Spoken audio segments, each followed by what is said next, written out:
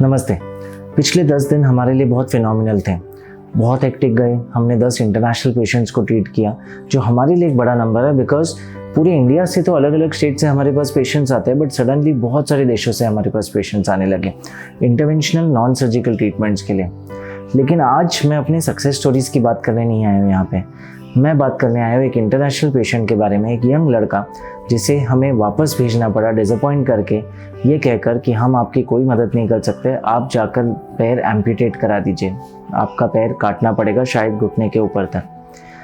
मैं आपको इनका नाम, ये कौन से देश से आए थे, इनका प्रोफेशन क्या था, ये सब नहीं बताऊंगा, क्योंकि मैं नहीं चाहता कि जो भी बैकग्राउंड था वो उनके देश में हाईलाइट हो या कोई भी उनको पर्सनल या प्रोफेशनल ज़िंदगी में इसका और इम्पैक्ट पड़े। लेकिन मैं उनकी स्टोरी ज़रूर आपसे शेयर करना चाहूँगा ताकि आप इससे लेसन लें और ऐसा आपके साथ ना हो, ये आप कोशिश करें। देखिए, ये एक रिलेटिवली यंग लड़के थे, around 30 to 35 age, from a distant country. इनको पहले स्मोकिंग की काफ़ी आदत थी और अब ऐसा हुआ कि पहले इनके पैर में चलने पे दर्द होने लगा, धीरे धीरे वो दर्द बढ़ता चला गया। अब दर्द इतना ज़्यादा बढ़ चुका है कि वो रात को सो भी नहीं पाते हैं। वो 2-2 दिन रात को नींद की दवाइयाँ लेते हैं, जैसे हैवी सेडेटिव्स जैसे मिडाज़ोलैम, फिर भी नींद नहीं आती। और 2-3 दिन के बाद जब बहुत नींद की डिप्रीवेशन हो जाता है तब वो कोलैप्स हो जाते थे और केवल तब उनको कुछ घंटे की नींद मिलती थी। नहीं तो पैरों में दर्द इतना ज़्यादा था कि वो सो नहीं पा रहे थे, सारे पेन किलर, सेडेटिव्स और नींद की दवाइयों के बावजूद। उन्होंने अपने देश में चेकअप कराया, पता चला कि पैरों में बहुत सारे ब्लॉकेजेस हैं खून की नसों में, जिसके वजह से खून का सप्लाई नहीं पहुंच पा रहा है और इसी वजह से ये दर्द हो रहा है।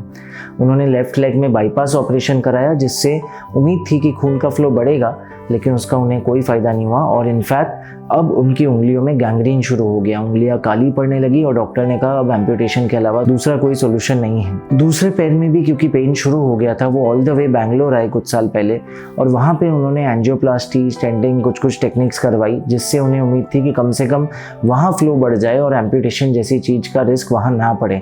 पर वो भी टेक्निक पूरी तरह फेल हो गई और वो पैर भी काला पड़ने लगा। फाइनली मेरे YouTube चैनल पर वीडियो देखकर वो ऑल द वे मुंबई आए।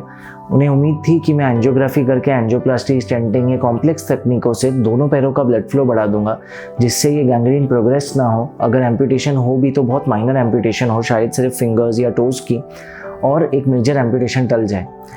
मैंने उनकी एंजियोग्राफी की, उनका क्लिनिकल डिटेल में एनालिसिस किया, कुछ ब्लड टेस्ट कराई, लेकिन सारी जांचों के बाद एंजियोग्राफी देख के मैं थोड़ा शॉक हो गया। मुझे रियलाइज़ हुआ कि उनको एक डिजीज़ है जिसका नाम है बर्जर डिजीज़। ये डिजीज़ इस वजह से नहीं होता है कि कोलेस्ट्रॉल प्लाक जमा हो जाते हैं या कोलेस्ट्रॉल की गांठें जमा हो जाती है नसों में, जिसकी वजह से फ्लो नहीं जाता। ये एक बहुत अजीब सा रिएक्शन है निकोटीन या स्मोकिंग के केमिकल्स का, जिसमें जो इंसान स्मोकिंग करता है या तंबाकू खाता है किसी भी फॉर्म में, वो जो स्मोकिंग है उसके खिलाफ हमारी बॉडी को इस तरह रिएक्ट करती है कि छोटी छोटी नसों में जाकर, स्पेशली हाथों की या पैरों की, एक बहुत स्ट्रेन सूजन कर देती है नसों की दीवार की, जिसकी वजह से नसों का फ्लो पूरी तरह बंद हो जाता है। अजीब अजीब तरीके के क्लॉट बनने लगते हैं। इस पूरी कंडीशन को मेडिकल लैंग्वेज में बर्जर डिजीज़ या थ्रोम्बोएंजाइटिस ऑब्लिटरांस कहते हैं। दोस्तों, सबसे गलत बात इस डिजीज़ की है कि इसके खिलाफ कोई ट्रीटमेंट नहीं है हमारे पास। कुछ सलाइन बेस्ड मेडिकेशन हम ट्राई करते हैं, जैसे कि प्रोस्टासाइक्लिन, जिससे थोड़ा बहुत ब्लड वेसल्स, खून की नसें डायलेट होती है, थोड़ा रास्ता चौड़ा होता है और थोड़ा ब्लड फ्लो बढ़ने की उम्मीद होती है। बहुत सारी और थेरेपीज ट्राई की गई है, stem cell therapy, spinal cord stimulation therapy, cyclophosphamide जैसे बहुत हेवी ड्रग्स जो इम्यूनिटी को सप्रेस करते हैं, पर ठोस रूप में आज तक कोई भी ट्रीटमेंट नहीं है जो इसे पूरी तरह ट्रीट कर पाए। क्योंकि ये जो डिस्टल छोटी नसें हैं हाथों की या पैरों की जो बंद हो चली है, ये अगर खुल ना पाए तो स्टेंटिंग, बाईपास कुछ भी काम नहीं करता। आप ब्लड फ्लो बढ़ा भी दो ऊपर की तरफ तो नीचे क्योंकि सारी नसें बंद है, वो स्किन तक और मांसपेशियों तक नहीं पहुंच पाएगा, उंगलियों तक नहीं पहुंच पाएगा। उनका एंजियोग्राफी करने के बाद मुझे पता चला ये बर्जर डिजीज़ है और जो आज तक उनका ट्रीटमेंट किया गया, चाहे वो बाईपास था, वो एंजियोप्लास्टी था, वो 100% फेल होना था। उनको केवल एक सोल्यूशन की ज़रूरत थी उस टाइम पे, अगर कोई उनको इतना बता देता कि वो स्मोकिंग बंद कर दें। यदि वो 7 साल पहले जब से उन्होंने ये ट्रीटमेंट शुरू की स्मोकिंग बंद कर देते, आज शायद उनका डिजीज़ पूरी तरह रिवर्स हो गया होता या प्रोग्रेशन एटलीस्ट हॉल्ट हो गया होता। सबसे अनफॉर्चुनेट बात इस डिजीज़ की है कि ऐसा नहीं है कि आप आज स्मोकिंग बंद करो तो अब से रिवर्सल शुरू हो जाएगा। बहुत टाइम लगता है वो केमिकल और उसके साइड इफ़ेक्ट्स उतरने में और बॉडी में रिवर्सल शुरू होने में।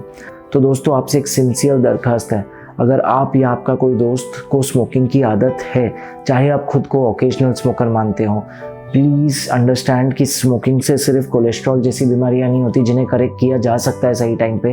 बर्जर्स डिजीज़ जैसी जानलेवा बीमारियां भी होती है और ये बीमारी सबसे कॉमन है 20 से 40 साल की एज में, बहुत ही यंग एज में ये बीमारी होती है। 90% केसेस में अगर स्मोकिंग ना बंद की जाए तो एम्प्यूटेशन ज़रूर होगा, चाहे वो उंगलियों का हो, हाथ का हो, एल्बो तक हो या घुटने तक हो। और एम्प्यूटेशन के अलावा कोई सोल्यूशन नहीं होता है मैक्सिमम केसेस में। तो प्लीज़ ये वीडियो मैक्सिमम लोगों तक पहुंचाइए, यंगस्टर्स तक जिनको स्मोकिंग की आदत है, ताकि वो जाने कि स्मोकिंग से केवल हार्ट अटैक या ऐसी गंभीर बीमारियां नहीं होती, बहुत सारा स्पेक्ट्रम ऑफ डिजीज़ है और ये वन ऑफ द डेडलीस्ट है। तो आज का वीडियो मैं यहीं पे ख़त्म करता हूँ। देखिए, अपनी सक्सेस स्टोरीज़ हर कोई शेयर करता है और करने भी चाहिए, क्यों नहीं, लेकिन मैं ये चैनल पे चाहता हूँ कि मैं एक नया ट्रेंड शुरू करूँ जहाँ मैं अपने फेलियर्स भी शेयर करूँ। यही 10 दिनों में जहाँ हमें इतने फिनोमिनल सक्सेस स्टोरीज़ मिले, हमने एक रेयर कॉम्प्लिकेशन देखा थायराइड नोड्यूल एब्लेशन का, जो हार्डली इसके पहले कभी हमने देखा था। उसको हम डिटेल में रेट्रोस्पेक्टिवली एनालाइज किया और हमें समझा कि शायद क्यों हुआ है, वो करेक्ट हो जाएगा, माइनर कॉम्प्लिकेशन है और 3 महीने में हम आगे जांच करेंगे देखने के लिए कि वो क्यों हुआ। बट मैं उन डॉक्टर्स में से एक बनना चाहता हूँ जो अपने फेलियर्स भी सबके सामने रखे और आप लोगों को पता चले कि ये सारी ट्रीटमेंट्स मिनिमली इन्वेजिव है, पर इनकी भी एक लिमिटेशन है। मेडिकल साइंस की खुद एक लिमिटेशन है, इसलिए prevention is better than cure. अगर आप डिजीज़ से पहले ही बचे तो इससे बेटर ट्रीटमेंट नहीं होगा।